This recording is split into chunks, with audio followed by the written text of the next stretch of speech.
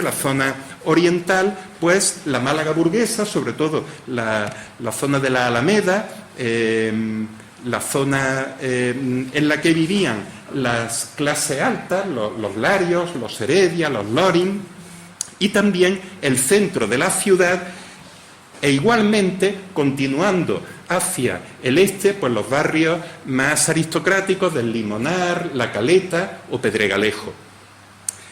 Era así históricamente, aunque esta situación no era tampoco exactamente así, porque incluso al este había también algunos barrios populares como el de Capuchinos. Y esto ha cambiado bastante con el paso de los años. Es decir, se encuentran tanto en una zona como en otra, pues barrios populares actualmente y barrios también o residencias de personas de una renta más alta, incluso en la zona más que se encuentra a la derecha de nuestra foto. Pasaremos cerca, sin detenernos.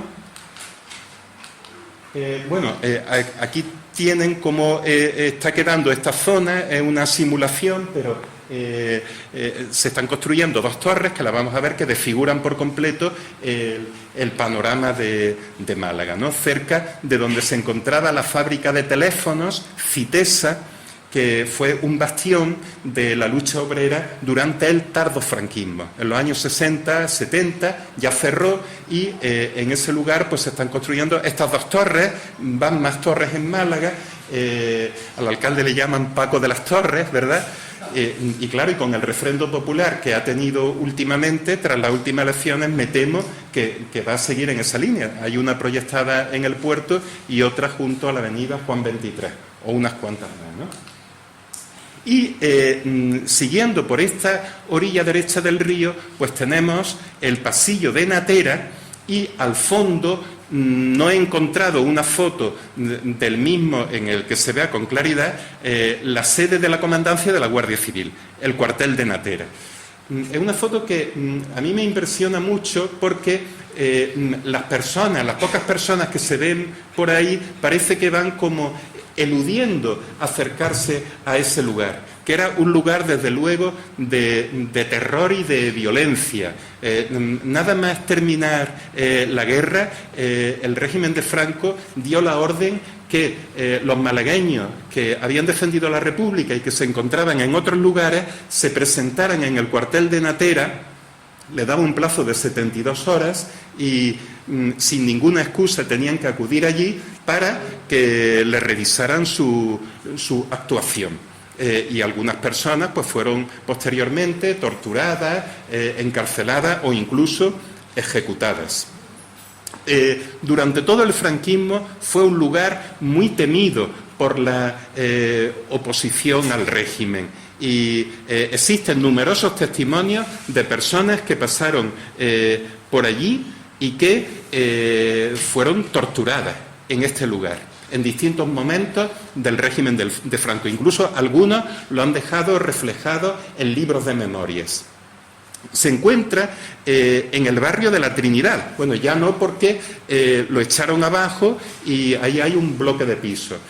Pero es curioso, encontré en una ocasión un documento del jefe de la comandancia de la Guardia Civil de Málaga en los años 40 pidiéndole a sus superiores ser trasladado de Natera. Decía literalmente que pedía que se lo llevaran de esta zona inmunda y comunista de la Trinidad en la que me encuentro establecido.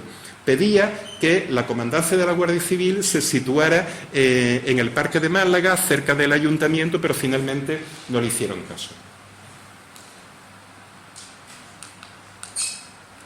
Bueno, aquí pueden ver, tomada desde el sur, una foto del año 30, la hizo un Zeppelin, ¿verdad?, en la que se ven pues algunos de los lugares por los que vamos a pasar. El cuartel de la Guardia Civil lo tienen aquí a la izquierda, en el pasillo de Natera, y enfrente, entre los dos puentes, el puente de Armiñán y el puente de la Aurora, es donde se encuentra la cárcel de mujeres de Málaga, que será el siguiente sitio en el que pararemos.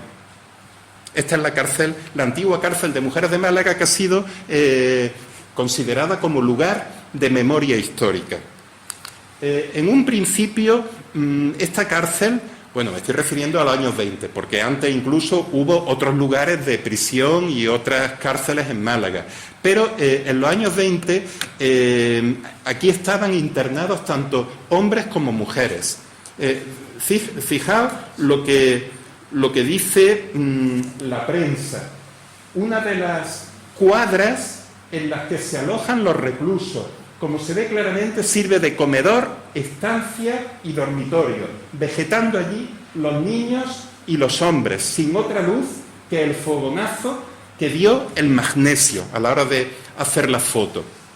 Y esto, pues, nos puede hacer reflexionar sobre el maltrato que ha habido a los reclusos a lo largo de nuestra historia. Lo denuncia un periódico malagueño, y esto es antes de la proclamación de la República. Estaba la situación tan mal que se decidió construir otra prisión en Málaga. Y esta prisión, pues, se demoró bastante su apertura, hasta que finalmente, ya proclamada la República, Victoria Kent, que era precisamente malagueña y que fue nombrada la primera directora de prisiones por parte del gobierno de la República, visitó la ciudad y aquí se encuentra en el patio de esta cárcel. La acompaña el primer alcalde republicano de Málaga, que se encuentra aquí a la derecha de la foto, este hombre que lleva el sombrero en la mano, y se llamaba Emilio Baeza. Era del Partido Republicano Radical Socialista, luego pasó a Izquierda Republicana. Pues bien, Victoria Kent dio un definitivo impulso a la construcción de la nueva prisión, que finalmente se inauguró en 1933. Y ahí fueron trasladados tanto hombres como mujeres, separados en la nueva prisión, y ella además llevó a cabo un trabajo muy importante para humanizar la vida de los reclusos. Ella prohibió los castigos físicos, era partidaria de que pudieran tener con sus parejas relaciones sexuales, lo que llaman el vis a vis. Además, cerró también las celdas de castigo, prohibió que se usaran grilletes para amarrar a los presos, y con esos grilletes promovió la construcción de un monumento en Madrid a Concepción Arenal, que fue otra persona que anteriormente, en el siglo XIX, hizo mucho por las buenas condiciones de reclusión de los presos.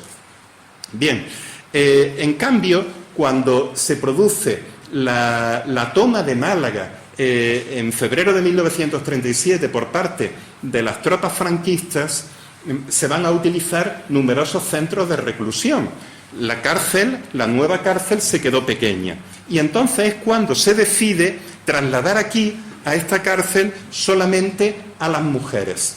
Y la otra va a quedar para los varones, así como otros centros de reclusión que se van a utilizar en Málaga, como la fábrica de tabacos, como la plaza de toros, etcétera.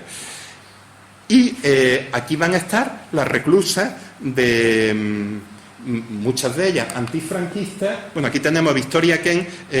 Podéis ver una entrevista con ella, está en YouTube, que le hace Joaquín Soler Serrano en la transición, poco después de que ella regresara del exilio, porque ella estuvo en Estados Unidos viviendo.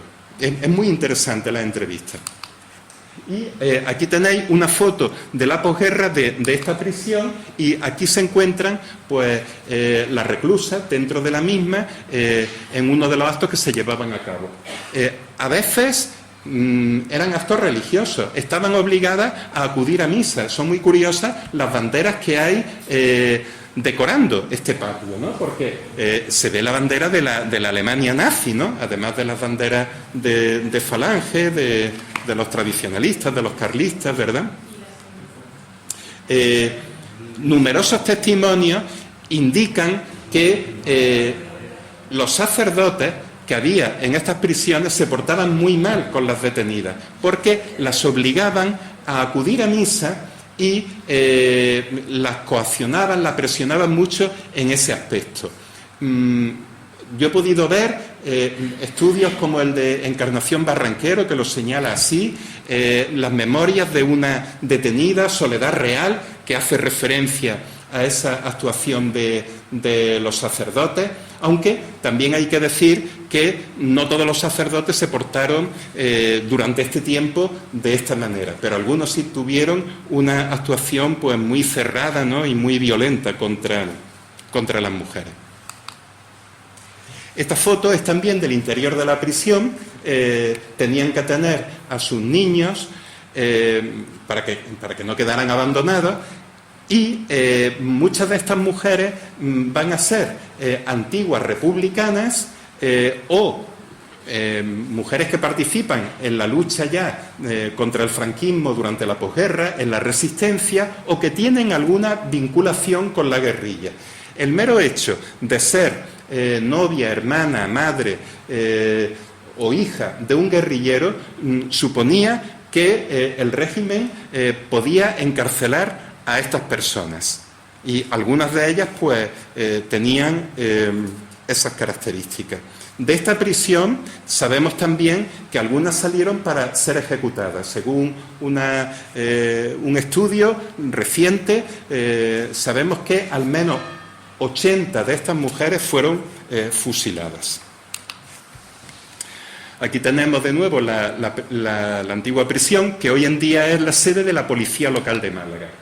Y este es el cuartel de Segalerba, que está cerca de allí.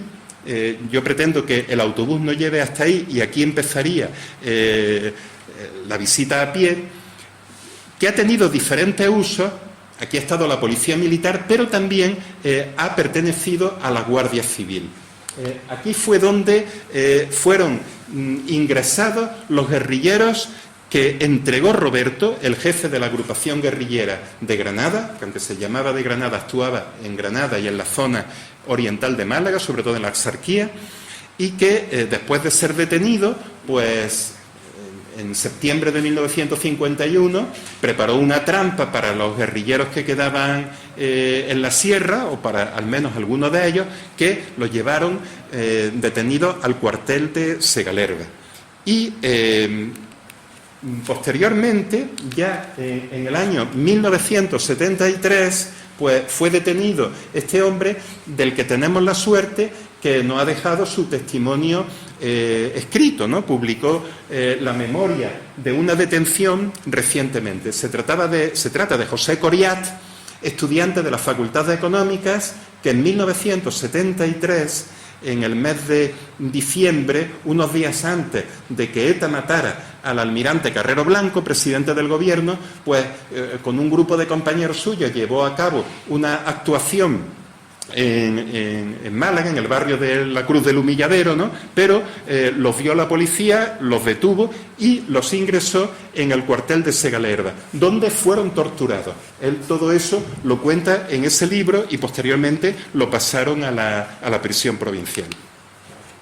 Le dijeron, cuenta José Coriat, que había tenido la suerte de que lo habían detenido pocos días antes de la muerte de Carrero, porque si no, decía la Guardia Civil, le iban a endosar a ellos el asesinato de Carrero Blanco. Es decir, que eran capaces de atribuirle a personas que no habían hecho algo, pues cualquier actuación mucho más grave.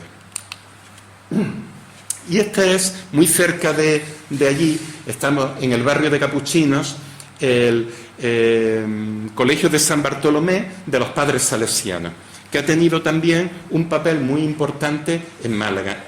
En general, los salesianos comenzaron dedicándose a la enseñanza de los hijos de la clase trabajadora, de ese barrio de Capuchinos. Y en 1936, cuando tiene lugar el golpe de Estado, este colegio fue ocupado algunos de los salesianos fueron ejecutados y aquí pasó a residir precisamente la CNT, en el cuartel de San Bartolomé.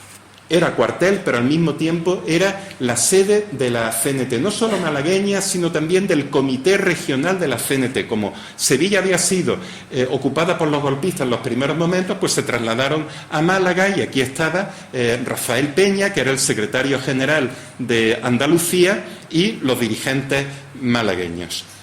Posteriormente, en la posguerra, pues recobraron los salesianos el control del colegio y organizaban procesiones. Aquí es muy popular en este barrio María Auxiliadora, de nuevo con banderas nazis, lo cual también nos puede hacer mucho que pensarnos sobre la relación que tenía la Iglesia Católica Española, o buena parte de la Iglesia Católica Española, con el fascismo y con el nazismo. Muy cerquita, subiendo por esa misma calle, llegamos a la plaza de Capuchinos, donde se encuentra el cuartel del mismo nombre. De aquí salieron las tropas el 18 de julio. El general Mola, que como sabéis era considerado el director del alzamiento, del golpe de Estado, consideraba que en Málaga se podían tener muchas dificultades, porque era un bastión de la lucha obrera. Pero al mismo tiempo tenía mucho interés en que el golpe triunfara en Málaga, precisamente por lo que significaba de posible derrota de la izquierda y del movimiento obrero, y también por la relación de Málaga con el norte de África. Las tropas de Marruecos tenían que atravesar el estrecho y que Málaga estuviera en manos de los golpistas, pues era bastante interesante para ellos.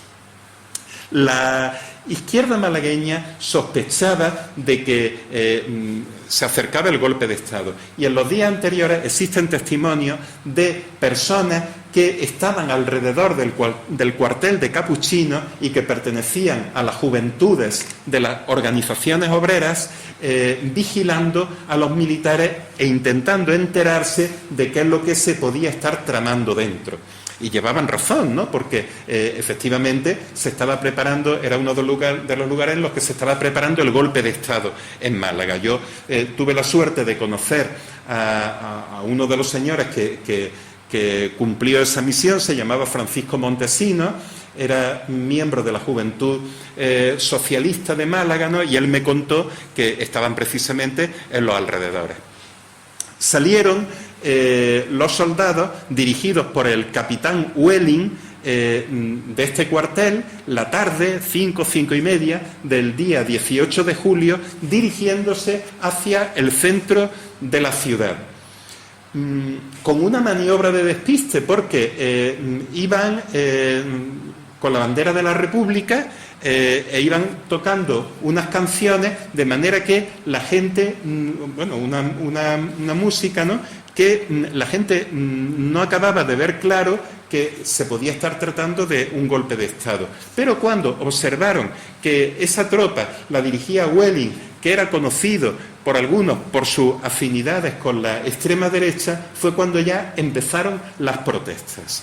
Y continuaron en dirección al centro de la ciudad. Pretendían tomar la aduana de Málaga, que era la sede del gobierno civil, y me quedo aquí por ahora, ¿no? Cuando lleguemos a esa zona, pues continuaremos viendo qué es lo que pasó ese día del 18 de julio.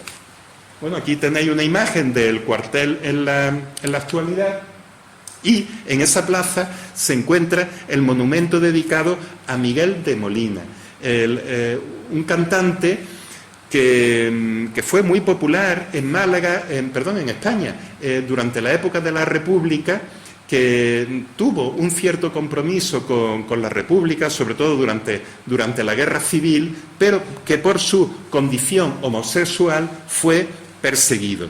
Él nació en una familia muy pobre, en un corral de vecinos, que como se llama allí en Málaga, las casas en las que viven varias familias, con un patio en el interior y varias habitaciones alrededor, donde viven pues numerosas personas, ¿no? O vivían. Ya la mayor parte de esos corralones han ido desapareciendo. Pues bien, este hombre vive en este barrio de capuchinos y, terminada la guerra civil, en la posguerra, pues fue acosado por su carácter homosexual, por su compromiso también con la República, y él contó cómo en una ocasión unos falangistas lo llevaron en Madrid a los Altos de la Castellana, allí lo raparon, le dieron aceite de ricino, le pegaron una paliza y estuvieron a punto de quitarle la vida. Él continuó en España un tiempo, pero ante el acoso que sufría, acabó marchándose a Argentina. Vino aquí en alguna ocasión, pero finalmente él se estableció en Argentina y allí murió.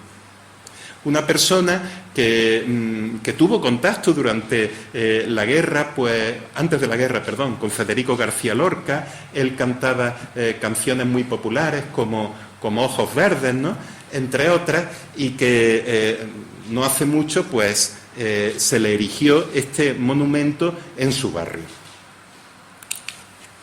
Aquí lo tenéis, ¿verdad? Y seguidamente nos trasladaremos, si habéis leído el documento que está en internet, ¿no?, después de hacer la inscripción, ¿no?, sobre esta visita, no aparece la Facultad de Económicas, pero he pensado posteriormente que era conveniente dirigirnos a ella y hacer alguna referencia también al respecto. Esta es la foto del Zeppelin del año 30, y se ve cómo era Málaga en aquel entonces, y arriba, a la derecha, aparece una explanada. Aquí, esto se llama el Ejido de Málaga. Se trataba de una zona, un descampado que está en alto, en una colina, y aquí es donde ya, con el paso de los años, se van a construir algunas de las facultades de lo que será con el tiempo la Universidad de Málaga, entre ellas la Facultad de Económicas. Aquí tenemos, se le llama el campus de El Ejido, aunque la mayor parte de los edificios universitarios se encuentran en otra zona de la ciudad, al oeste de Málaga, pero aquí continúan algunos de ellos, entre otros la Facultad de Económicas, que es esta. Aquí se encuentra la Facultad de Económicas. Se inauguró en los años 60 por parte de las autoridades franquistas, pero el edificio amenazaba ruina, tuvieron que, con el paso de los años, echarlo abajo y finalmente se construyó este. Aquí tienen algunas imágenes, de nuevo un fuerte protagonismo durante el régimen de Franco de la Iglesia, ¿verdad?, bendiciendo la maqueta del edificio. Lo inauguró Manuel Lora Tamayo, que era ministro de Educación del régimen en los años 60, que es la persona que aparece aquí en esta foto. Y los estudiantes de Económicas, pues, fijaos en la foto, pocas chicas aparecen todavía, ¿verdad? Ahora bien, van a tener un protagonismo bastante intenso en la lucha contra el régimen de Franco. Van a llevar a cabo asambleas, encuentros de todo tipo, manifestaciones. También habrá profesores que se comprometan con ellos y que jueguen un papel en la lucha contra el régimen de Franco, y algunos van a ser detenidos, torturados. En algunas ocasiones la facultad será cerrada, que era una de las medidas represivas que tomaba el franquismo. Y este es el Instituto Femenino de Málaga durante el franquismo, el instituto de la calle Gaona. Aquí se ve a las chicas haciendo gimnasia en el patio. Se trata de un palacio de la aristocracia del siglo XVIII. Con el régimen de Franco se acabó la coeducación, es decir, la República había establecido que la enseñanza iba a ser mixta, pero eso lo prohíbe el franquismo. De manera que va a haber un instituto femenino y un instituto masculino. Pero antes de eso, el régimen de Franco había decidido que España tenía demasiados institutos de secundaria y va a cerrar algunos. Es algo que parece mentira, ¿no?, pero que está comprobado. Yo recientemente he encontrado algún documento en ese sentido de la misma guerra. La Confederación Católica de Padres de Alumnos le pide a Franco que cierre institutos, considera que hay demasiados y piensan que debe ser la Iglesia Católica la que controle la enseñanza. Y eso lo va a hacer Franco. Una de las máximas autoridades, el señor Temburi, de Málaga durante la dictadura, en los primeros años, pues hizo también esa afirmación. Y solo con el paso de los años, ya en los 60, será cuando se establezcan, ante el crecimiento de la población escolar, se establezca un instituto masculino y otro femenino en Málaga, que luego irán creciendo.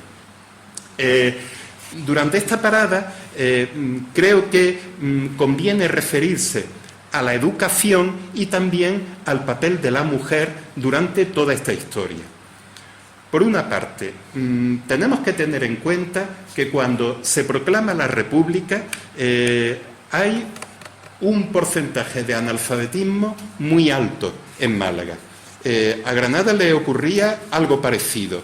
Se trata de unas provincias donde aproximadamente la mitad de la población era analfabeta. En Málaga, concretamente, entre el 53 y el 55% de la población no sabía leer ni escribir, cuando en el conjunto de España estaba en el 30-32%.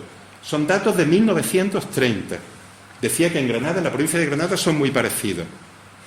Pero al mismo tiempo, en Málaga existía también una enseñanza de élite, representada sobre todo por el Colegio de los Jesuitas del Palo. Bien, el gobierno de la República, que tuvo muchas carencias y muchos defectos, pero sí procuró afrontar el problema de la educación y consiguió la construcción durante el primer bienio, que es la época del gobierno de centro-izquierda, ¿no?, entre el 31 y el 33, de 7.000 escuelas en 10 meses. Cuando durante la fase anterior, durante la monarquía de Alfonso XIII, entre 1909 y 1931, es decir, en 22 años, se construyeron 11.000.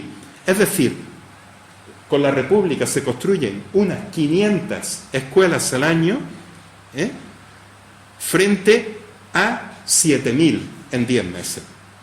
En la provincia de Málaga se multiplicó por 3 el número de escuelas.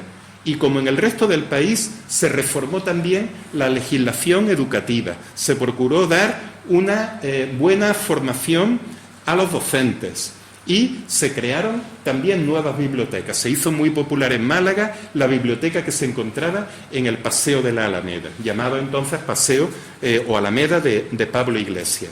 Igualmente, el proceso de laicización, o sea, de establecimiento de un Estado laico, se dejó sentir sobre todo en la educación. La Constitución de la República, en uno de sus artículos, se refería a los jesuitas, no los nombraba así directamente, pero se refería a ellos, afirmando que no debía aceptarse una orden religiosa que tuviera una obediencia exterior, porque los jesuitas, además de los 3 votos que tienen todos los sacerdotes, pobreza, castidad y obediencia, tienen un 4º voto, que es la obediencia específica al Papa. Entonces, numerosos países, no solo la España republicana, han considerado que los jesuitas no obedecían a sus gobiernos si no lo consideraban conveniente y que se encontraban al servicio del Papa, por tanto, obedientes a un poder extranjero. Ese fue el argumento fundamental que dio la República para suprimir a la Compañía de Jesús. De manera que el Colegio del Palo, que hemos nombrado anteriormente, el Colegio de los Jesuitas, pues pasó a ser un colegio público, pero los jesuitas sí consiguieron, con otro nombre, crear un colegio, el Colegio SADEL, que significa Sociedad Anónima de Enseñanza Libre, ¿verdad?, gracias a la iniciativa de Agustín Cabeza de Vaca y Ruiz Soldado, marqués de Cropani. Es decir, se ve, por tanto, la vinculación, y no fue este el único caso, entre un miembro de la aristocracia y una parte de la Iglesia, lo que constituye un ejemplo más de la colaboración de la Iglesia española con las clases dominantes, o al menos, insisto, de una parte de la Iglesia. En cambio, el inmueble del Palo, como dije, pasó a integrarse en la red pública y además con las prácticas de la institución libre de enseñanza que había puesto en marcha Giner de los Ríos.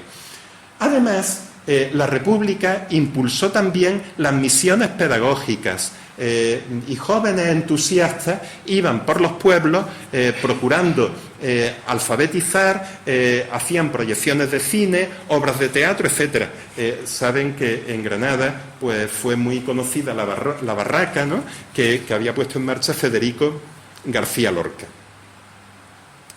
Ese clima de libertad cultural de la época republicana se acabó durante el franquismo y numerosos docentes fueron depurados.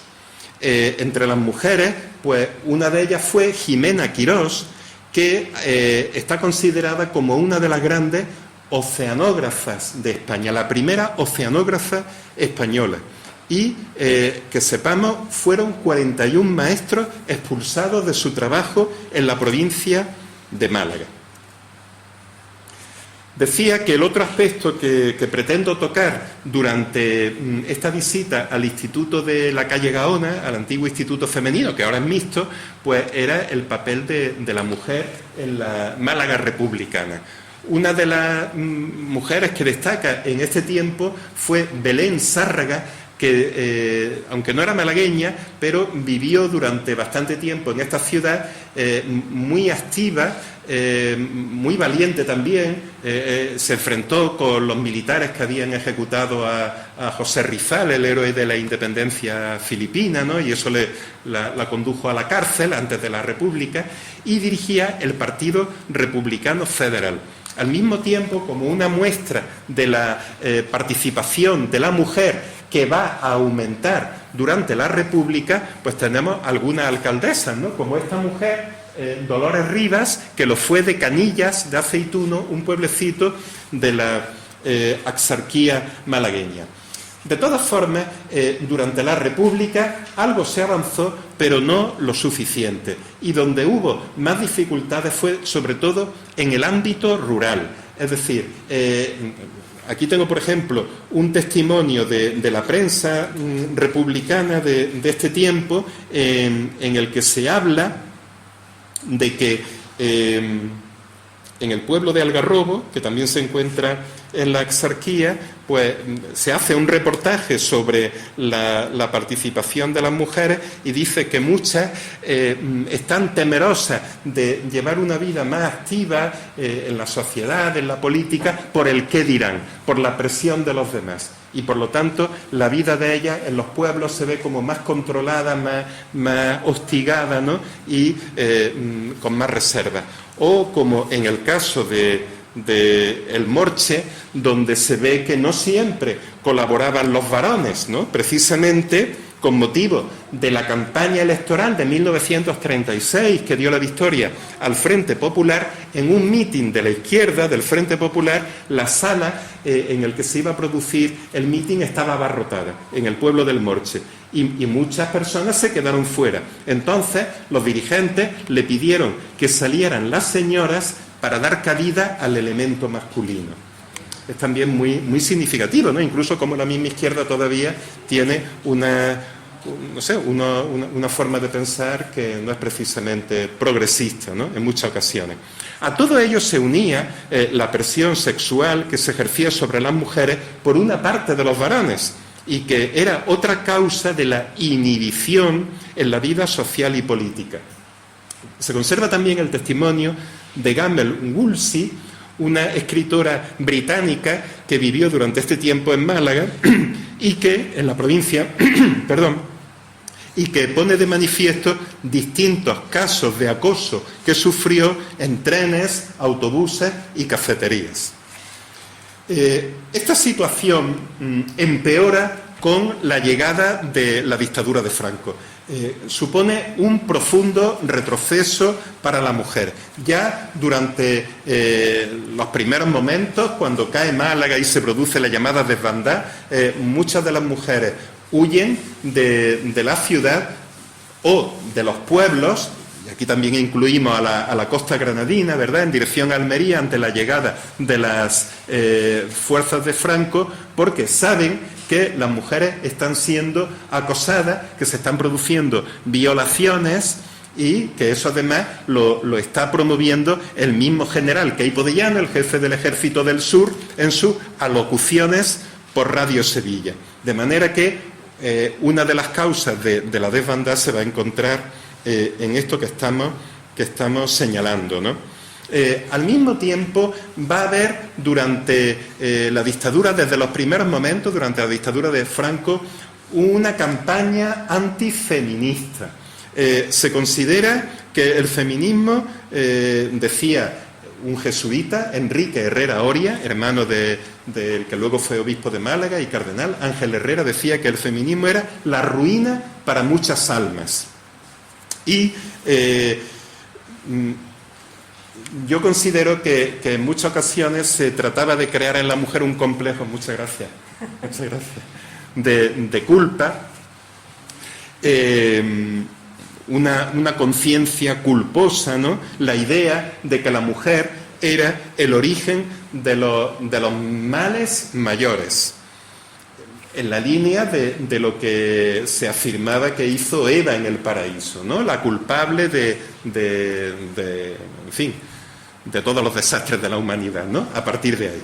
Bueno, una de las intervenciones que a mí más me ha llamado la atención, la encontré en el periódico Ideal y luego comprobé que en el boletín del Arzobispado de Granada se decía lo mismo, y fue por parte del arzobispo de Granada en este tiempo, que era Agustín Parrado, el cual además acabó siendo cardenal de la Iglesia. Príncipe de la Iglesia, ¿no?, señaló a la mujer española como la culpable de la guerra. Eso se encuentra a finales del año 1936 en una intervención suya que aparece, como decía, en la prensa. Él se pregunta, ¿por qué hay guerra en España? ¿Por qué tenemos guerra en nuestro país? Dice, la culpable es la mujer. ¿Y por qué motivo? Pues fíjense ustedes, por su inmodestia en el vestir. Es la desvergüenza que tiene a la hora de vestir lo que ha provocado la guerra de España, según el arzobispo de Granada.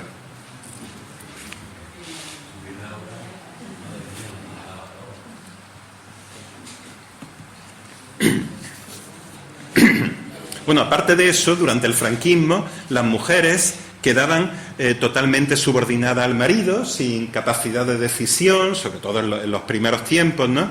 Y el Código Penal de 1944 contemplaba el derecho tanto del padre como del marido a lavar con sangre su honra. Hubo mujeres que huyeron a la sierra, que forman parte del fenómeno que conocemos como el de los huidos, personas que para evitar la represión se refugian en la montaña, pero hubo en cambio en el conjunto de España pocas mujeres en la guerrilla. Conocemos algunos casos. En cambio, en lo que se refiere a la agrupación guerrillera más importante de esta zona, que fue la agrupación guerrillera de Granada, que como dije antes también actuaba en Málaga, no intervino ninguna mujer, aunque sí fue enlace y sí tuvo un papel en la resistencia política. De este tiempo es, de los años 40, Ana Gutiérrez Rodríguez, conocida como Tangerina, o Carmen Gómez Ruiz. Y además, las mujeres malagueñas participaban en un colectivo denominado Mujeres Antifascistas, vinculado al Partido Comunista, que llevó a cabo actividades de denuncia de la represión y del fomento de la movilización popular, las mujeres antifascistas.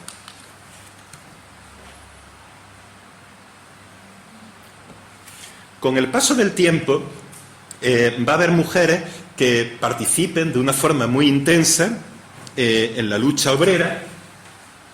Aquí tenemos a Gloria, ¿no? que afortunadamente aún vive, una dirigente obrera, que es criticada en un periódico británico porque dirigió la huelga de hostelería en los años 70, en la transición.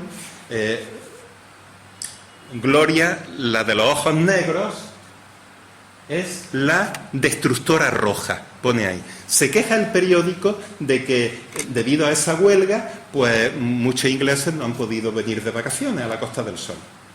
Claro, estaba defendiendo a los trabajadores en unas situaciones muy penosas, con unas jornadas de trabajo interminables y con todo tipo de abusos y salarios bajísimos, ¿no? Y consiguieron bastantes mejoras en este tiempo. O también participaron en la lucha estudiantil y en el movimiento feminista. Aquí tenemos a dos de ellas, a Tecla Lumbreras y a Lola Acosta, universitaria, y el periódico que editaban, este ejemplar es del año 1976, Nuestra Voz, que lo sacaba el Movimiento Democrático de Mujeres. Es muy interesante porque, entre otras cosas, critica el trabajo de la explotación que sufren las amas de casa, ¿no? Y la explotación específica que sufren las mujeres en otros aspectos. Bueno, no ha salido la foto del Teatro Cervantes, que es otro de los lugares por los que pasaremos, que se encuentra ya en la zona céntrica, y es un lugar de mítines. Ahí estuvo, por ejemplo, José Antonio Primo de Rivera, y es la reseña esta es la reseña que aparece en la prensa en julio del 34, donde presenta a Falange Española en Málaga, con un lenguaje especialmente violento. Él dice literalmente: nosotros no nos conformamos con nada de esto. No nos conformamos con que no haya tiros en las calles, porque se diga que las cosas andan bien. Si es preciso, nosotros nos lanzaremos a las calles a dar tiros para que las cosas no queden como están. Eso lo dice José Antonio en el Teatro Cervantes de Málaga en el año 34. Y además critica también el artículo de la Constitución española en el que se establece que España renuncia a la guerra como instrumento de política exterior, que fue uno de los avances que tuvo la Constitución nuestra. No la guerra de forma defensiva, pero sí la guerra entendida como ataque a otros países. Eso lo criticó también José Antonio. Y muy cerca se encuentra la Plaza de la Merced, una de las más bonitas de Málaga, y que tiene también un contenido histórico muy, muy importante, ¿no? En esta plaza, en el centro, se encuentra el monumento erigido a Torrijos, a José María Torrijos, que se sublevó contra el absolutismo de Fernando VII y fue capturado en 1931 y fusilado en las playas de Málaga con otros compañeros suyos, con 48 compañeros. Posteriormente, en una de las épocas de gobierno liberal del siglo XIX, se le erigió este monumento. En esta plaza nació Pablo Picasso. Se trata de la casa que se encuentra en esta esquina, y aquí tenemos la iglesia de la Merced, que se trataba de una iglesia de estilo neoclásico, la casa de Picasso la tenemos aquí, ¿verdad?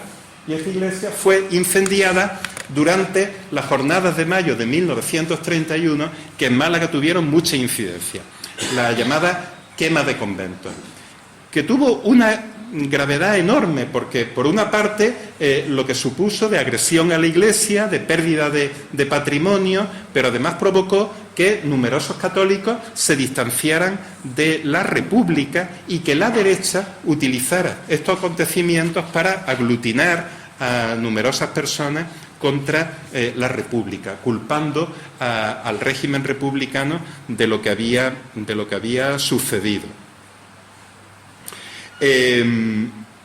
Cabe la posibilidad de que en estos sucesos de mayo del 31, en los que en Málaga fueron incendiados numerosos templos, actuaran agentes provocadores al servicio de la derecha, De hecho, hubo algún detenido de ideología fascista en esos momentos. Pero también es verdad que el fenómeno del anticlericalismo sí existía en España y es anterior a la República. Hemos tenido en nuestro país agresiones de este carácter, pues en el siglo XIX, comenzando con la matanza de frailes que hubo en Madrid en 1834, y no fue el único caso. En ese anticlericalismo se critica, dentro del contenido que puede tener, ¿no?, o de los móviles que pueda haber debajo del mismo, se critica la vinculación de la Iglesia con las clases dominantes, su participación en el dominio de la sociedad, en el control de la educación. Se le acusa también de responsable del atraso científico, de imponer su fanatismo, combatir las libertades e incluso se le acusa también de prácticas sexuales, a veces abusivas, que no concordaban con su predicación, incumpliendo, por tanto, las normas del cristianismo. En Málaga, específicamente, influyó, aparte de este conjunto de ideas que estaba en la mente de algunas de las personas que actúan contra la Iglesia durante este tiempo, influyó también la relación entre Málaga y la guerra de Marruecos, ya que Málaga era puerto de embarque de las tropas que iban al norte de África. Y en Málaga pues se conocían de primera mano los desastres que había en Marruecos, ¿no? De hecho, en un mitin realizado ya unos años después, en 1936, en plena guerra, un dirigente socialista se refirió a la época de la guerra de Marruecos en la que, decía él, la juventud iba a la muerte alentada, entre otros, por los obispos desde sus púlpitos. Entonces, esa percepción que existía de que la Iglesia se encontraba al lado de los poderosos, que en parte era verdad, o al menos en algunos casos, pues está, a mi juicio, detrás de muchos de los acontecimientos que van a ocurrir, ¿no? Un historiador malagueño, Antonio García Sánchez, compañero además, encontró documentación a este respecto y escribió que el obispo mandó hacer rogativas por el triunfo de nuestros soldados en África y afirmó que por permisión divina estamos de nuevo en plena lucha contra el enemigo secular. Nuestros bravos soldados, llenos de amor patrio, vengan las atroces injurias, asesinatos, etcétera, que aquellos desalmados, se refiere a los marroquíes, cometieron. Hay que tener en cuenta que a estas guerras iban casi siempre las clases populares, porque existían mecanismos para que los hijos de las clases altas no hicieran el servicio militar y, por supuesto, no fueran a la guerra. En esta plaza, bueno, aquí tenemos otro de los edificios que fue quemado en Málaga, se encuentra en calle Álamos, frente a la librería Proteo, que pasaremos por allí también, ¿no?, durante estos sucesos. Y volviendo a la Plaza de la Merced, ahí fue detenido Ramón Díaz Fernández, que era el jefe de la guerrilla que actuaba en Málaga, de lo que fue la agrupación guerrillera de Málaga, que luego desapareció y se incorporó a la de Granada. Él tenía contactos en esta plaza con compañeros suyos de la Resistencia, pero debido a un chivatazo, pues lo capturaron, lo llevaron a los calabozos, bueno, a la comisaría de la aduana, y allí fue torturado. Y consiguió que saliera de allí un escrito suyo que luego fue difundido incluso en el exilio y que se titulaba Yo acuso, como el famoso texto de Emilio Solá, el escritor francés del siglo XIX.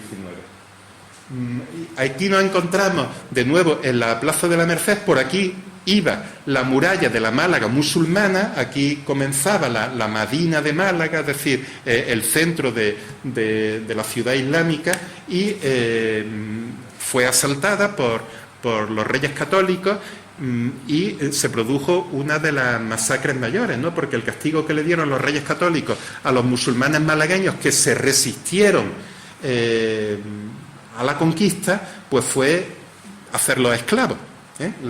La inmensa mayoría de los musulmanes, salvo algunos colaboracionistas, fueron hechos esclavos, ¿no? La iglesia que vemos es de las primeras que se fundan en Málaga tras la conquista cristiana y es la iglesia de Santiago. Aquí pues nos podemos referir a la actuación de un sacerdote, don Hipólito Lucena, que en esta iglesia pues llevó a cabo unas prácticas muy extrañas, podemos decir que casi sectarias, y que él decía basarse en los místicos del cristianismo, y de esa forma contactó con numerosas mujeres malagueñas a través del confesionario y les proponía llevar a cabo ejercicios espirituales, y muchas accedieron a sus propuestas con orgías delante del altar del templo, y tuvo varios hijos. Esto ocurre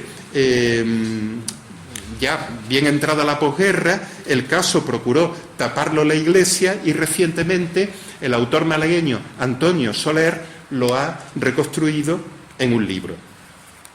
En esta misma Plaza de la Merced es donde el Partido Comunista de Málaga celebra su legalización el Sábado Santo de 1977. Y muy cerca se encuentra la librería Proteo, que representa la resistencia cultural. Era una de las librerías, no la única, también la librería Picasso, la librería Venus, la librería Denis, ¿verdad?, que vendía libros prohibidos. Y a las personas así más de confianza, pues se les comunicaba que tenía libros de ese tipo escondidos dentro de la librería, y fue todo una iniciativa que llevó a cabo el FLP, Frente de Liberación Popular, un partido de izquierda que se creó durante el franquismo, ya en el tardofranquismo, ¿verdad?, y que desapareció en ese tiempo. Y esta persona, Paco Puche, era uno de los miembros de este partido y fue el impulsor de esta librería. Falleció recientemente. Y ha dejado también un pequeño libro de memoria donde cuenta todas estas cosas. Incluso las agresiones que sufría, la vigilancia de la policía, porque no se fiaban de ellos, y en una ocasión un cliente entró, resulta que era de extrema derecha, roció unos asientos que tenía allí con gasolina y le pegó fuego, ¿no?, aunque lo pudieron sofocar. Hace poco ha sufrido otro incendio, en este caso accidental, pero se ha quemado toda la librería. Ha habido una campaña en Málaga de solidaridad y finalmente ha reabierto sus puertas. La librería seguramente más significativa de la lucha contra el franquismo en la ciudad. En una de las reformas pues se descubrió una puerta de la muralla de Málaga, que es lo que veis al fondo, la puerta de Buenaventura, de la muralla musulmana.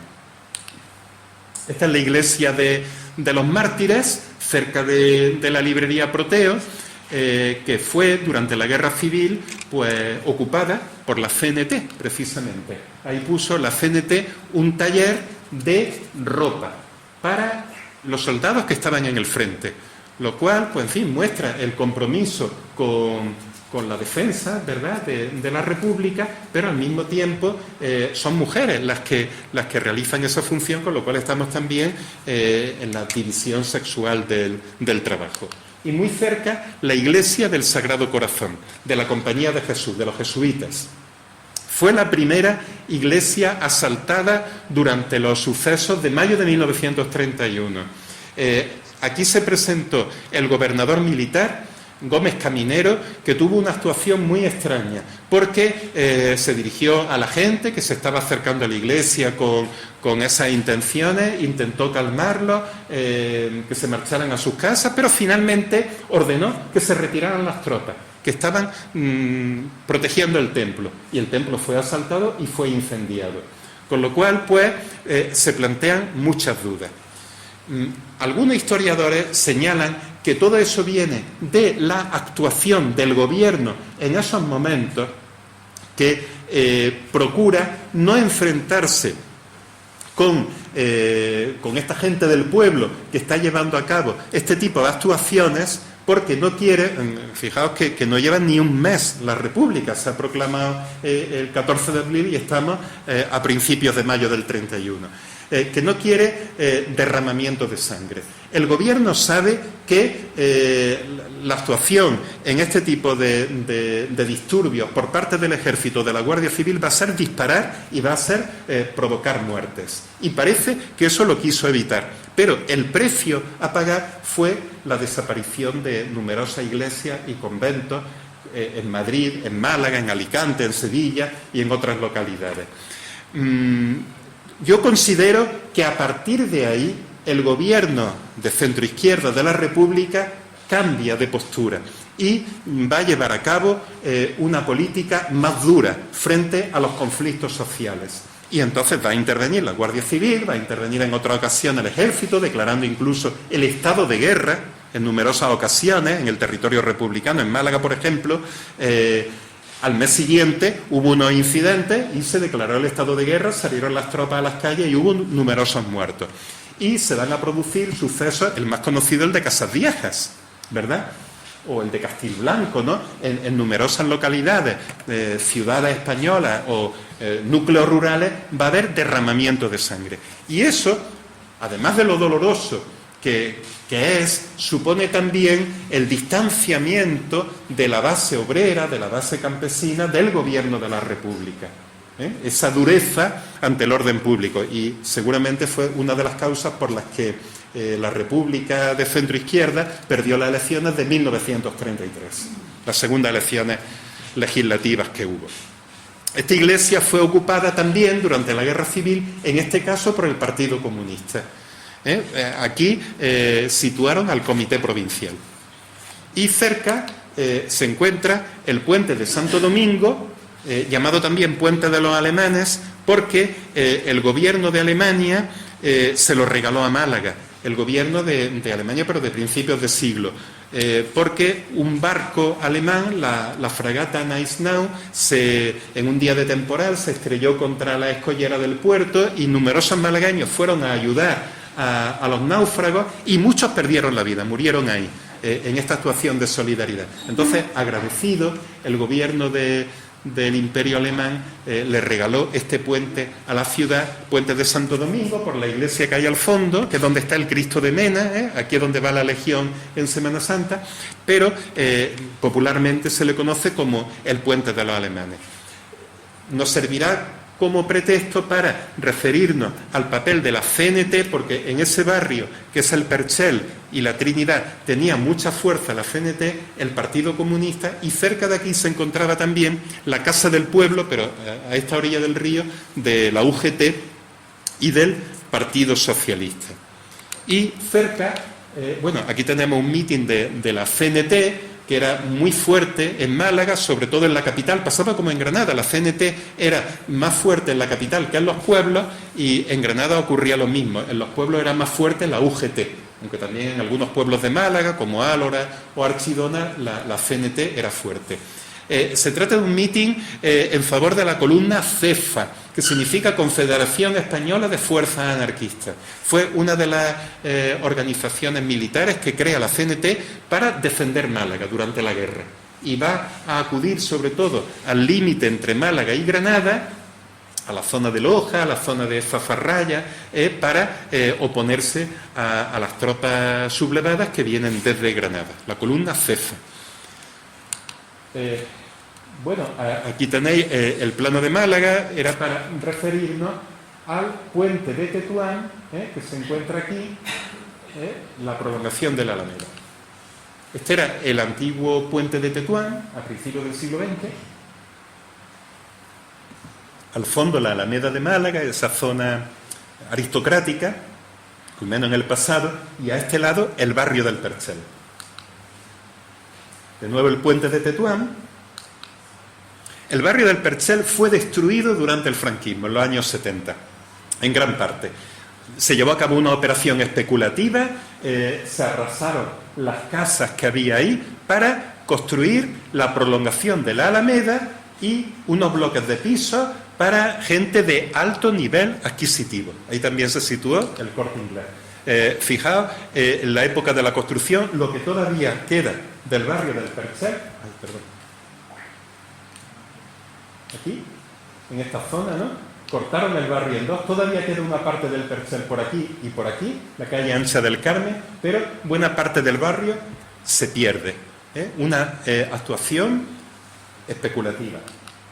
Y esta es la inauguración de la prolongación de la Alameda, del nuevo puente de Tetuán. Aquí tenemos al actual alcalde de Málaga, lo conocéis, ¿no? Que en aquel entonces, año 71, era presidente de la Diputación Provincial, Paco de la Torre.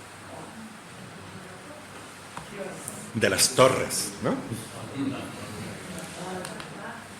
Y así se encuentra ahora el barrio, la prolongación de la Alameda. Este es el Corte Inglés. Bueno, por aquí iba la manifestación el día 4 de diciembre, el primer día de Andalucía, salen de la Plaza de las Tres Gracias, el Hospital Noble, atraviesa el Parque de Málaga, la Plaza de la Marina, aquí comienzan los incidentes, luego nos referiremos a ellos, la Alameda y el Puente de Tetuán. En dirección, toda la prolongación, ahora esto se llama Avenida de Andalucía, hasta el Puente de las Américas, que era donde finalizaba la manifestación con la lectura de un comunicado.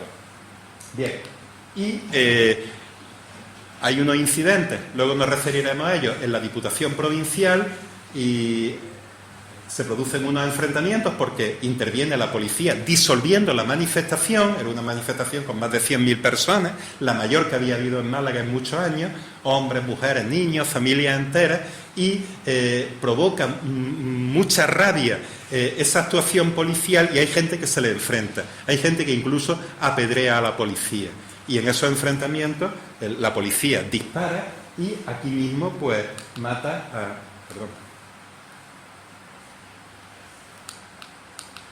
a este joven, Manuel José García Caparrós, que tiene una placa cerca del puente de Tetuán, y este es el cuartel de la Policía Armada al que algunos manifestantes se dirigieron, posiblemente con intención de asaltarlo. No lo mataron donde está la placa, sino enfrente del cuartel, que es en la Alameda de Colón, que está muy cerquita del puente. Luego continuaremos hacia la Casa de los Sindicatos. Entonces aquí nos referiremos a los sindicatos verticales del régimen de Franco, que fue cuando se construyó, y al sindicalismo obrero, que va surgiendo también en este tiempo y, por supuesto, en la transición, ¿no? Entonces haremos referencia a todo ello. Hablaremos de las organizaciones clandestinas contra el franquismo, de la guerrilla anarquista. Aquí tenemos un protagonista, Antonio Raya, que era de Bobadilla, un pueblo de Málaga. Y también del compromiso de una parte de la Iglesia Católica en la lucha antifranquista. Aquí tenemos a dos personas que viven en Málaga en este tiempo y que se enfrentan al régimen desde su compromiso católico, desde una postura, podemos decir, evangélica. Uno de ellos, Alfonso Carlos Comín, que milita en Bandera Roja, posteriormente en el Partido Comunista, y José María González Ruiz, uno de los teólogos más destacados de España, que participó en el Concilio Vaticano II y que tuvo una postura muy valiente de denuncia al régimen de Franco. Por ello tuvo muchos problemas, fue incluso encarcelado en la comisaría de Málaga, y afortunadamente llegó el obispo en ese tiempo. Estamos ya en el tardofranquismo, el obispo era Ramón Busarrais, que impidió que seguramente lo torturaran.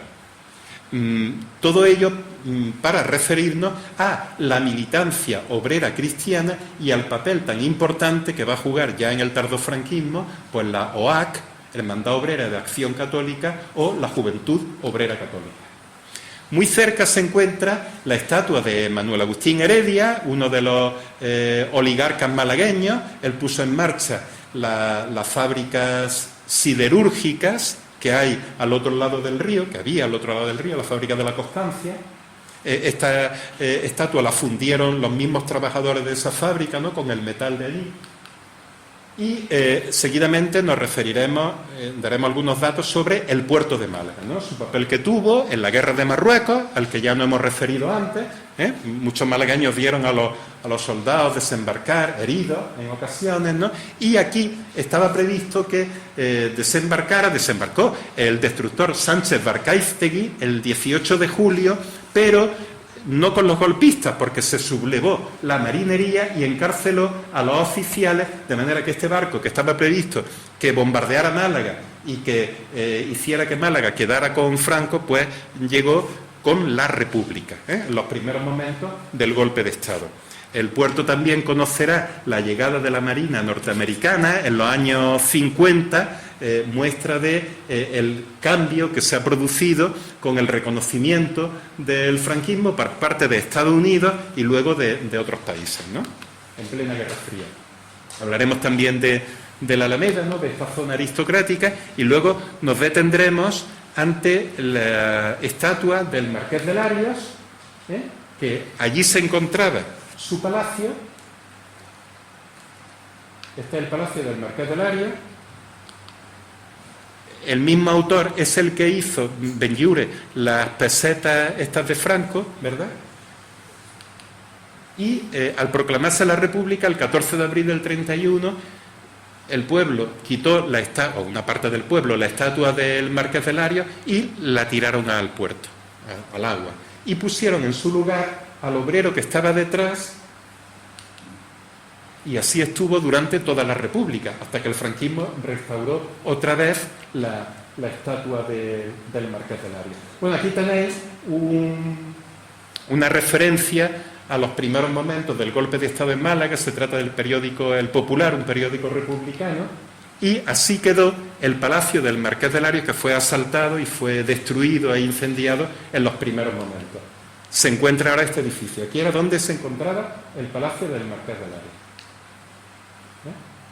El edificio de la Equitativa. Actualmente han puesto ahí 2 hoteles. Se trata de una foto de Málaga ya en la época, cuando entran las tropas de Franco, en esa zona. Bueno, aquí hablaremos de calle Larios. Se llama así porque fue promovida por el Marqués de Larios. Él anticipó el dinero para la construcción de esta calle, también en una operación especulativa, que va a ser una calle pues de desfiles, ¿no? Aquí están las tropas de Franco poco después de la toma de Málaga. Y cerca se encuentra el Palacio de la Diputación, que es donde se producen los primeros incidentes del Día de Andalucía, porque allí se encontraba debajo concentrada gente de extrema derecha, ¿verdad? Y un joven trepó por la pared y puso la bandera de Andalucía. El presidente de la Diputación, que era falangista, se había negado a que la bandera de Andalucía ondeara en la fachada, ¿no? Entonces, aquí es donde interviene la policía y donde comienzan los disturbios. Y estos son algunos de los miembros de la extrema derecha malagueña que protagonizaron numerosos incidentes durante el tardofranquismo y la transición. Entre ellos, Carballo, que entró en mi facultad con una pistola en noviembre del 36, o Enrique del Pino, que era otro de los franquistas más destacados, ¿no?, y que agredía a mucha gente de izquierda en las calles de Málaga. Luego pasaremos a la Plaza del Obispo, ¿no?, y hablaremos del papel de los distintos obispos desde la República hasta la Transición: Balbino Santos, Ángel Herrera, que tuvo un papel muy importante en Málaga, ¿no?, y los que le siguieron: Benavent, Suquía, Goicoechea y Busarrás. Y esta es la Facultad de Filosofía y Letras, el Colegio de San Agustín, que durante la guerra pues fue ocupado también por la CNT. La CNT le llamaba a este edificio la Casa de la Revolución. Y aquí llevaba a cabo su trabajo Juan Santana Calero y elaboraba un periódico anarquista llamado Faro. Luego va a ser también uno de los puntales de la oposición al régimen cuando ya sea Facultad de Filosofía y Letras, en el tardofranquismo. Este es el interior. Y el Palacio de la Aduana, que intentó ser ocupado por los golpistas el 18 de julio, pero aquí resistieron el gobernador civil y los fieles a la República y consiguieron que esas tropas que habían salido de Capuchinos no se hicieran con este palacio, fueran rechazadas, y aquí fracasó el golpe de Estado en Málaga. También, por una parte, la Guardia de Asalto, pero también las organizaciones sindicales se enfrentaron con los golpistas y consiguieron derrotarlos. De manera que, por esa razón, Málaga va a estar con la República hasta febrero del 37. Esta reseña de la prensa se refiere a la República cuando visitan al gobernador civil, que era la máxima autoridad provincial, lo ha sido hasta hasta la época de Aznar, que cambia esa normativa, ¿no? Pues acudían los trabajadores, en este caso campesinos de Almojía, para pedir mejoras. Lo que hay debajo de muchas de estas peticiones, incluida esta, es, durante la República, la denuncia a los terratenientes que se están negando a cultivar la tierra, provocando paro y, por lo tanto, provocando hambre, porque entonces las prestaciones sociales que tenemos en la actualidad no existían. Fue famoso el lema cuando iban campesinos en paro a solicitar trabajo, porque decían que pasaban hambre. Muchos terratenientes les contestaban: ¿no queríais república? Pues comed república. Es decir, hubo un boicot, y de eso existen numerosos testimonios, organizado contra la Segunda República Española. Y eso va a provocar tensión, va a provocar malestar y va a ser una de las causas de los incidentes y de los problemas que se van a dar, ¿no? Después del fracaso del golpe, pues numerosas personas celebran que ha resistido el Palacio de la Aduana y que los golpistas han sido derrotados, regresaron al cuartel de Capuchinos y fueron detenidos posteriormente. Algunos incluso luego los ejecutaron, como pasó con Welling. Y cerca de aquí, detrás del ayuntamiento, en los jardines de Puerta Oscura, pues se encuentra, estos jardines lo construyen los presos políticos nada más terminar la guerra. Jardines de Puerta Oscura. Este es el ayuntamiento de Málaga, y este es el parque. Y todo esto, ya os digo, mano de obra esclava. También repoblaron el castillo de Gibraltar. Aquí tenéis otro ejemplo de la especulación malagueña. Bueno, y este castillo, que estaba sin vegetación, pues va a ser repoblado por presos políticos. Y esta foto, aunque se ve muy mal, la conseguí hace poco, es muy curiosa porque aquí se ven algunas de estas personas haciendo esos trabajos de repoblación, son presos políticos, esclavos, vigilados por la Guardia Civil. Bueno, el puerto llegaba hasta la aduana. Todo esto está ya colmatado. Fue una iniciativa de Cánovas del Castillo, cuando era primer ministro de España, ¿no? Él era malagueño, y consiguió pues, que todo esto se rellenara, y aquí se encuentra el parque de la ciudad, ¿no? Entonces, con lo cual el puerto pues retrocedió, ¿no? Este es el parque en los primeros momentos como estaba, ¿no? Y el puerto, fijaos cómo quedaba, ¿no? Aquí está la aduana. Bueno, aquí hay soldados de la República en el frente de batalla. En ese parque va a haber manifestaciones, va a haber desfiles. Se conservan, no lo he encontrado, pero hay alguna fotografía en la que se ve a los milicianos y los soldados de la República desfilando sin armamento, que fue uno de los problemas que tuvo Málaga y que fue decisivo en la caída de Málaga, ¿no? La falta de armamento y la falta de munición. Fue una de las causas de la caída, ¿no? de toda esta zona. Y ahí se produce en el Ayuntamiento de Málaga la proclamación de la República el 14 de abril con Emilio Baeza, que era de mi pueblo, de Torrox, su primer alcalde. Hay manifestaciones de júbilo popular por la ciudad. Y encontré esta foto también recientemente muy curiosa. Son los pioneros, que eran niños que habían sido organizados durante la guerra por el Partido Comunista y que llevan a cabo una manifestación en el parque. Están pidiendo trabajo para sus padres. Fijaos, UHP, Uníos, Hermanos Proletarios. Y esto es en el mismo parque, pues la organización de una expedición de la FAI. Son muy curiosos los carteles. Vistos de cerca, le dice a los milicianos y a los soldados que tengan cuidado con las enfermedades venéreas, que provocan más muertes que las balas del enemigo. Eso es lo que le está diciendo en esos carteles. Este hombre fue alcalde de Málaga durante la República, durante la Guerra Civil. Eugenio Entrambasaguas Caracuel, de Unión Republicana. Cuando va a caer Málaga, él no quiere irse de la ciudad, no participa en la desbandada y argumenta que él no ha hecho nada y que ha salvado muchas vidas. Y es verdad. Yo he podido consultar el juicio que le hacen los franquistas a este hombre y hay ahí testimonios de que efectivamente salvó la vida a numerosas personas de derecha. Pese a ello, siendo conscientes los franquistas, que lo recogen ahí incluso en la sentencia, de la labor que había llevado a cabo, lo condenan a muerte y lo fusilaron. en 1937, poco después de la llegada de las tropas franquistas a Málaga. Y como este, hubo muchos más casos. Aquí tenemos a Franco en el balcón del ayuntamiento en abril del 39, poco después de que finalice oficialmente la guerra, da un discurso y detrás tenemos a Queipo de Llano. En ese parque se reunía también la oposición, y una de las personas que llevaba a cabo reuniones con gente de la clandestinidad en los años 40 era Ramón Díaz, que fue detenido en noviembre de 1945. Seguramente la foto es después de que lo hubieran torturado. Y ya en el tardofranquismo, en el año 75, se inaugura un monumento a Cánovas del Castillo, y este estudiante, que era el delegado de Filosofía y Letras, Jesús García Gallego, pues interrumpe la inauguración en la que estaban las autoridades malagueñas y lee un comunicado de protesta de los estudiantes que están en huelga en ese momento. Fue una actuación que sorprendió a los mandos malagueños, ¿no? Y que mostraba, pues, en fin, la audacia que tenía, ¿no? la gente que estaba en contra del régimen, que lo ponía en entredicho en muchas ocasiones, ¿no? Posteriormente lo llamó a capítulo el gobernador civil. La Plaza de Toros pasaremos también por ella, ¿no? Para referirnos a la misma como campo de concentración o como lugar de reclusión. Tras la caída de Málaga, ahí se encuentra cerca Villa San Pedro, una casa de ejercicios espirituales donde la JOC, la Juventud Obrera Católica, también actuó en el franquismo.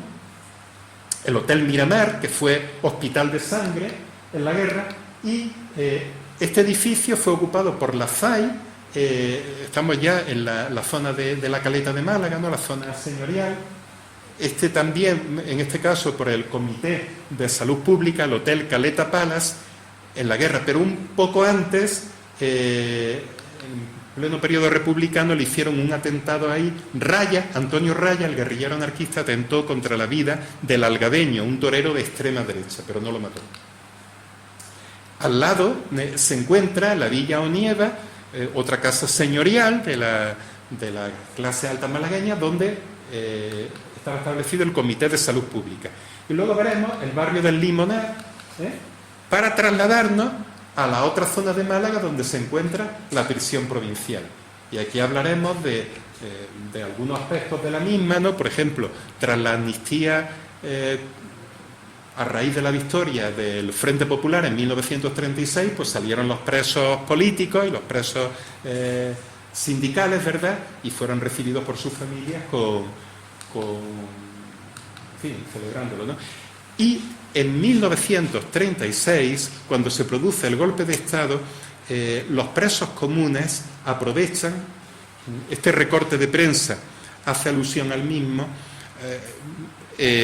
queman unos colchones dentro de la cárcel, incluso la puerta, y consiguen salir. Presos comunes. Y algunos dicen luego que son de izquierda y forman patrullas como esta, la patrulla de Pancho Villa. Es uno de los Pancho Villa, porque este apelativo se utilizó por distintos grupos, ¿verdad? Y va a actuar haciéndose pasar como gente de izquierda, pero va a llevar a cabo muchos de los atropellos y de los asesinatos que se van a dar durante la guerra. Y esto no lo consigue controlar en los primeros momentos de la República. Finalmente consiguió imponerse a ellos. A él lo fusilaron los republicanos. Pero una parte, no toda, una parte de la violencia que va a haber contra las personas de derecha, a veces es por parte de presos comunes, antiguos delincuentes que se han escapado de prisión y que la llevan a cabo. Entre otras personas, pues se da de nuevo una ola de anticlericalismo, en este caso con asesinatos, y aquí tenemos el ejemplo de sacerdotes agustinos que algunos fueron ingresados en la cárcel, luego los sacan y les quitan la vida. Está en la prisión, en la actualidad. Bueno, no me ha salido la foto de Francisco Román, un dirigente socialista que estuvo preso y que organizó al PSOE dentro de la prisión. Estaba organizada la CNT, el PSOE y el Partido Comunista, ya después de la llegada de Franco. Y tenemos también el testimonio de este militante del PC, ¿no? Que fue torturado en Natera y que luego pasó a la prisión de Málaga en el tardofranquismo. Y este es el cementerio de San Rafael, como estaba a la puerta. Este cementerio, el Ayuntamiento de Málaga pretendía crear ahí un parque, pero se consiguió que antes se exhumaran los restos de las personas que habían sido ejecutadas por los franquistas. Los que habían sido ejecutados en el periodo republicano fueron exhumados nada más terminar la guerra y se les enterró en una cripta en la Catedral de Málaga. Pero a los republicanos, a los anarquistas, etcétera, no se les tuvo en cuenta y finalmente se llevó a cabo una intervención arqueológica y se construyó esa pirámide con los nombres de unos 4.000 de ellos y también se conservan los restos de estas personas en el cementerio de San Rafael. Y ya finalizaremos con una gira por la zona industrial de Málaga. Fijaos, el río Guadalmedina viene por aquí, ¿no? Entonces aquí tenemos la fábrica de Heredia, la Constancia, Altos Hornos, la fábrica de los Larios, la industria malagueña, que era textil, ¿verdad? Y ahí nos referiremos, bueno, esta es la Hermanita de los Pobres, muy cerca de la estación. Claro, a Lario y a Heredia le interesaba tener la fábrica cerca de la estación de ferrocarril para la salida de sus productos y para recibir también la materia prima, o en este caso el carbón de la Sierra de los Pedroches de la provincia de Córdoba. Es uno de los motivos por los que sitúan la fábrica muy cerca de este lugar. Estos son los Altos Hornos de Málaga, la fábrica de la Constancia. Y en su lugar, porque cierra en los años 20, en la época de Primo de Rivera, en el año 24, si mal no recuerdo, se construyen los depósitos de la CAMSA. Aquí tenemos la fábrica de los Larios y la fábrica de los Heredia. Aquí también participan los Heredia al principio, en el capital de esta empresa. Y aquí tenemos ya los depósitos de la CAMSA, que fueron bombardeados por Franco durante la guerra, en 2 ocasiones. Aquí tenéis una foto hecha desde el mar de los depósitos de combustible de la CAMSA de Málaga. Provocó numerosas víctimas en esa zona. Al lado está el barrio de Welling, un barrio popular, y eso genera una reacción muy virulenta y hay gente que se dirige a la cárcel, saca a presos y los mata de la cárcel de Málaga, a presos de derechas. Aquí tenemos de nuevo una imagen de esos bombardeos de Málaga tomadas desde el mar. Ya en el franquismo se reconstruyen los bidones y la playa va a ser una zona de exabolas.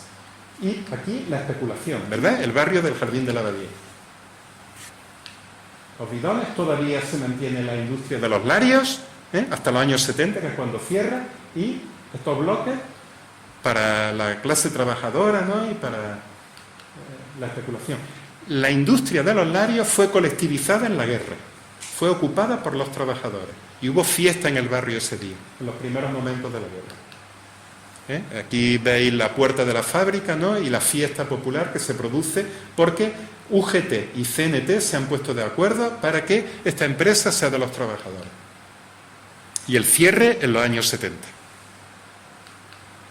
Y actualmente, esto lo veremos, donde estaban los depósitos de la CAMSA, que ya lo han desmantelado, se encuentra este parque, y aquí estaba la fábrica de los Larios, la industria textil malagueña. Todo esto junto al barrio este de... Y luego ya, lo último, veremos la zona de la barriada del Perro, se llamaba así, esto ya también está desmantelado, una zona de exabola, junto a la fábrica de plomo de los Guindos, que a veces llegaba el humo de la combustión del mineral a esta zona, ¿no? Y los trabajadores padecían en ocasiones el saturnismo, que es propio de los que trabajan con el plomo, ¿no? Fijaos, una zona de exabola junto al ferrocarril. Y tenemos también la suerte de que uno de los vecinos de ese barrio, que luego ha sido un militante obrero muy destacado, pues ha escrito sus memorias, con lo cual podemos conocer cómo se vivía ahí, ¿no? Y la lucha que llevaron a cabo. Es una zona de chabola la que había ahí, no solo en ese lugar de Málaga, junto al mar, ¿no? Que a veces se inundaba, ¿no? Cuando había temporal, sino en otros puntos de la ciudad. Aquí lo tenéis, ¿no? También más cerca del puerto, la playa de San Andrés, que contrasta con las viviendas de la clase alta malagueña. Aquí tenemos uno de los palacios de los Loring Heredia. Es una familia, los Loring eran financieros y los Heredia, hemos dicho antes, industriales, ¿verdad? Esta casa también era de los Heredia. Fijaos el contraste. Los corralones que antes mencionaba. Esto debajo del cementerio de San Miguel, Aza Varela se llamó. Y aquí finaliza, y este es el barrio de La Palmilla. Este barrio, pues el franquismo había prometido en plena guerra que iba a solucionar el problema de la vivienda y buena parte de la población pues vivía en infraviviendas, en chabolas, y en este caso yo además lo he conocido personalmente porque he estado dentro de estas casas prefabricadas, en algunas de ellas vivían hasta 5 familias, y estoy hablando de los años 70. Es decir, fue un problema muy grave que el régimen de Franco no supo resolver. Y eso es todo.